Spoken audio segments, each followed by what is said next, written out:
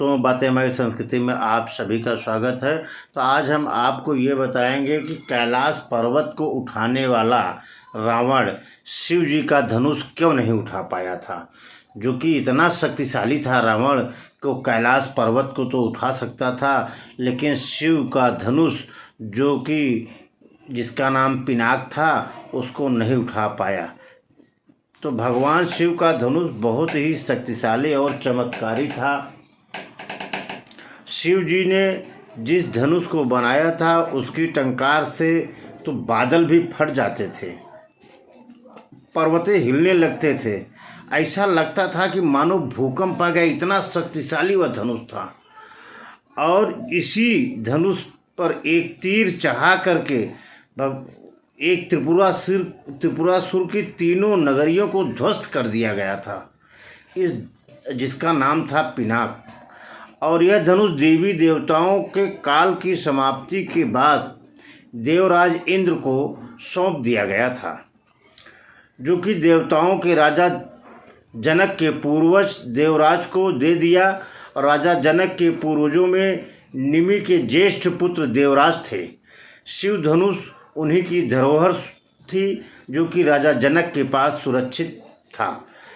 उनके इस विशालकाय धनुष को कोई भी उठाने की क्षमता नहीं रखता था, लेकिन भगवान राम ने इसे उठाकर इस पर प्रत्यंचा चढ़ाई और एक ही झटके में इसको तोड़ दिया। तो इसी में रामचरितमानस में एक चौपाई आती है, उठहु राम भंजऊ भव चापा, मेटहु तात जनक परितापा। तो ये चौपाई गुरु विश्वामित्र जी कहते हैं कि जनक को बेहद परेशान और निराश देखकर श्री राम से वो कहते हैं कि हे पुत्र श्री राम, उठो और इस भवसागर रूपी इस धनुष को तोड़कर जनक की पीड़ा को दूर करो। तो इस चौपाई में एक भव चापा अर्थात इसका अर्थ यह धनुष को उठाने के लिए शक्ति ही नहीं बल्कि प्रेम और प्रेम की ज़रूरत होती है। और यह एक मायावी और दिव्य धनुष था, उसे उठाने के लिए दैवी गुणों की ज़रूरत होती है। और ऐसे धनुष को कोई भी अहंकारी व्यक्ति नहीं उठा सकता है। यहाँ बात पड़ती है रावण की। रावण एक अहंकारी व्यक्ति था और वह कैलाश पर्वत को तो उठा लिया था, लेकिन धनुष नहीं उठा पाया। धनुष को तो वह हिला भी नहीं पाया। वह धनुष के पास एक अहंकार और अपने शक्ति के बल पर घमंड को लेकर गया था, जिससे रावण उस धनुष में जितना शक्ति लगाता था वह धनुष उतना ही भारी होता चला जाता था। और वहाँ जितने राजा इस सीता स्वयंवर में गए थे, सभी के अंदर अहंकार था और अहंकार के कारण अपने शक्ति का उपयोग करते थे।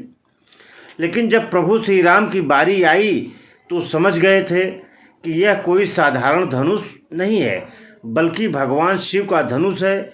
इसलिए सबसे पहले उन्होंने उस धनुष को प्रणाम किया और फिर उन्होंने उस धनुष की परिक्रमा की और संपूर्ण सम्मान दिया उस धनुष को। प्रभु श्री राम की विनयशीलता और निर्मलता सज्जनता को देखकर वह धनुष स्वतः हल्का हो गया और उन्होंने उस धनुष को प्रेम पूर्वक उठाया और उसकी प्रत्यंचा चढ़ाई और उसे झुकाते ही वो धनुष खुद टूट गया। तो इसी प्रकार दोस्तों, ये आप जान लीजिए, कोई भी चीज़ कहीं कुछ करना है तो हर जगह शक्ति ही नहीं काम करती है, कुछ विनम्रता भी काम करती है। तो अगर ये जानकारी अच्छी लगी हो तो वीडियो को शेयर सब्सक्राइब जरूर करिएगा। धन्यवाद।